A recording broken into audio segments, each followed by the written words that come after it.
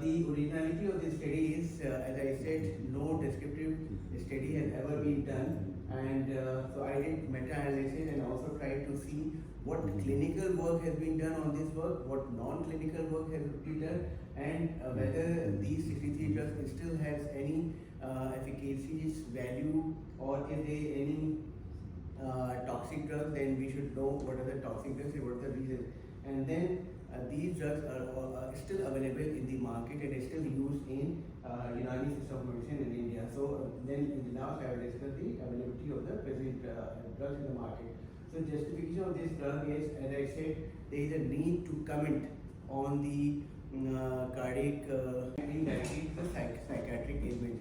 So in this way, he is also trying to influence the spiritual medicine by these cardiac drugs.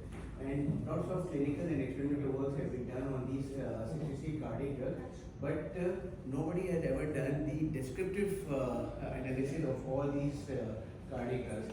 So my objective of this present study is to make a comprehensive notes review of all the scientific and non-scientific works done in any language. So it's basically the commentators, descriptors, and whatever work has been done on the Risala Adviya, it is the my aim. Like influenced works, who was the authors who were influenced by these works, translation, reviews, reports, thesis, seminars, whatever happened with this cardiac drug. So that was my aim, and to compare and critique drugs. Likewise, I also review the papers on the clinical works on Imracina's cardiac drugs and non-clinical research works, review articles written on that particular book, case reports, suggestions, and also translations by different in different countries on these drugs. So that was my main aim.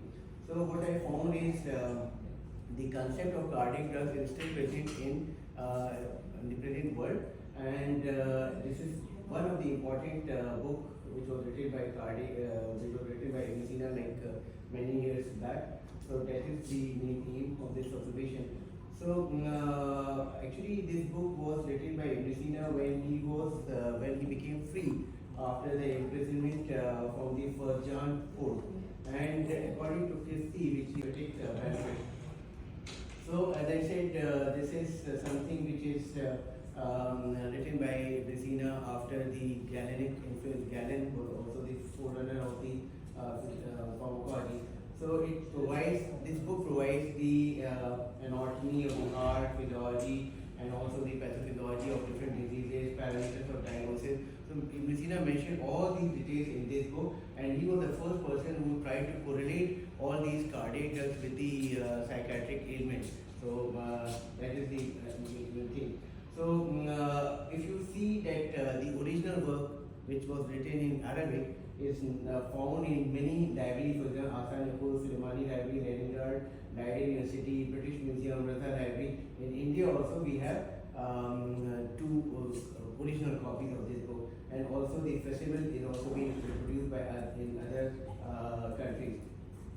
And these are some of the books which were written after the influence of this Al-Qanun Festive. Like you can see that Mufarrai al-Naf, this is the first book in Latin, which was also written after the influence of Imracina, and two Hebrew translations are also found after this book. So these books all came after Adviya al-Qalbiya. So that you can say that these were written after the influence of Imracina's book. Likewise, again, second edition of Latin and by Andrea Alpego, and this book has been printed many a times. Many editions came with of this drug also. So this is the Abyssinian three drugs which was taught in European countries and was translated into Latin. And these are other influence works of Risala al-Qalbiya, Risala al-Qalbiya by Abu Hamid Jibuddin Muhammad, Fi al-Adviya al-Qalbiya by Naguddin Mahmood, Adviya al-Qalbiya, Risala al-Qalbiya by Hakim Mir Muhammad Hussain Murshidabadi, Latin translation. This is also Turkish translation. So you can see that many people wrote the books on cardiac diseases by many authors.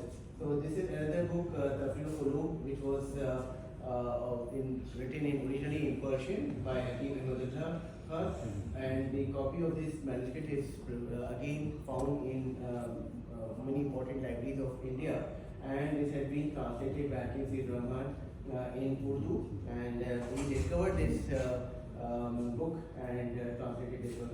Then you can see Darul Qalbi was also again another book which was written, two more copies in Persian, Adiyar al-Qalbiya Arabic manuscript. So Kitab al-Adiyar al-Qalbiya Avicina's tract on cardiac drugs. This was in English by Hakim Abdul Hamid of the Institute of History of Medicine from New Delhi, and the same book was also printed in Karachi, Pakistan. Among these 63 drugs, if you see that the 48 drugs are from the plant origin, you can see that 76.19% of the 63 drugs are the plant origin drugs. 8 are of animal origin and 7 is of the nature of the mineral. So that is the work of the sources of the drugs which he wrote in his book. Then these drugs are thoroughly, critically evaluated. Most of the scientists they work on is try to see which active principle is basically efficacious, and they not only isolated the active principle, and these active principle may help in pharmacology field as a lead drug, and which is also a part of reverse pharmacology, and these lead pharmacology. So that's why I thought okay, I should discuss on the Avicennian cardiac drugs. So you know that about Ibn Sina and his works, that he has around 250 books, and two of his books are very common and commonly taught in India also. Book of Healing, Kitab al-Shifa, and the Qanun Fiqh, and it was used in most of the European countries also. But his another treatise is the Risala Adiyar al-Qalbiya, which is basically on cardiac medicine, and I think that was the first systematic. 1,000 years back, Ibn Sina mentioned those drugs which are still used in modern medicine as Recording in progress. As a beta agonist or calcium blocker. So that's it. So these are some of the photos of the Ibn Sina Academy I'm reading. Thank you so much. Thank you.